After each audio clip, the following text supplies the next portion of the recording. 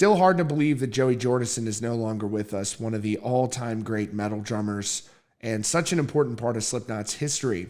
What a great way to remember him with this new interview with Kirk Hammett of Metallica, talking about how Joey came through like only he could, saving the day for the band at a moment where they really needed it, and how he could tell just how much that personally meant to Joey Jordison. This is something new we've never heard before. It's very powerful. Here's more. Before we continue, I would really appreciate it if you're new to Rockfeed if you took a quick moment to hit that subscribe button for the latest rock news and updates. And also, time is running out for one lucky winner to enter to win for 4 VIP weekend passes to one of these festivals of your choosing. You could go see Guns N' Roses, Avenged Sevenfold, Limp Bizkit, Slipknot. The possibilities are endless, and I feel like you have a good chance of winning, but time is running out, and you've got to enter to win at the link in the description. So in June 2004, Metallica were gearing up to perform the Download Festival when they learned that their drummer Lars Ulrich would not be making the performance. And this was attributed to exhaustion at the time, but it was a very short time before the show. So Metallica had 2 options: find a replacement backstage or cancel this performance that they flew to the other side of the world to make happen. So what they did was scour backstage. They ran into Dimebag Darrell backstage, and Kirk recounts this madness in this situation, but he talked about a beautiful moment with Joey Jordison, a person who grew up loving that band. Early on in Slipknot's career, this was 2004, getting the chance of a lifetime to perform with one of the biggest bands of all time. Again, a band he surely grew up idolizing. Here's more.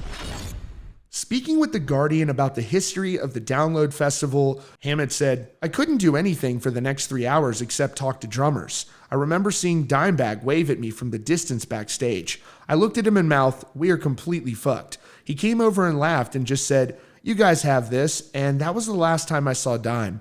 I still regret not taking the time to have a full conversation with him." He said, "Joey could play all sorts of things. I remember saying to him, 'Bro, you're going to have to play a bunch of these tunes tonight.' He was beside himself. He was so happy. At the end of the set, I turned to Joey on stage and I asked him if he could play Enter Sandman. And I saw through his mask while he was performing that he had tears in both of his eyes. He was crying because it meant so much to him to be playing Sandman with us at Download. I will never forget that." Jordison reflected on that performance years later in an interview saying, "As cool as it was playing that show, what was cooler was playing in Metallica's practice room.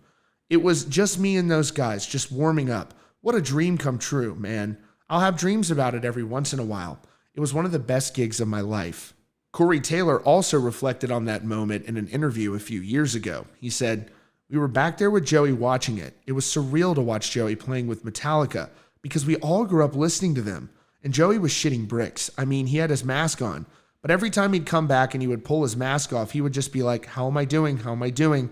I'm like, 'You're fucking killing it.' Me, Paul, Clown, we were all standing there fucking cheering him on. And then they ended up throwing different songs at him that they hadn't rehearsed. They threw all the Misfits shit at him, and he fucking knew it. They would have probably kept him up there all night if they could have. He played the majority of the set. That to me was an amazing moment for him, and it was cool to be back there sharing that with him.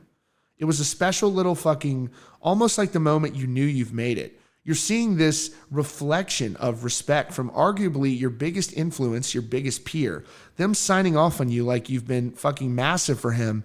And I remember him telling me it was such a blur that he didn't remember anything until he watched the video back. And he's right. That shit can go by very quickly because you're so into it. I don't know if they expected it, but he went in there and he showed not only the band, but all of their fans, not only the level of respect that we have for them and their music, but that we can hold our own. And that was a big moment. It was a big part of that. And of course, sadly, Joey Jordison passed away in July of 2021 at just the age of 46. His legacy continues to live on as one of the greatest metal drummers to ever do it. So incredibly influential, and just what a beautiful story it is to hear Kirk talking about him shedding those tears and how much it meant to him being up there with a band he grew up idolizing. Just truly a special moment, and Joey's legacy will undoubtedly live on forever.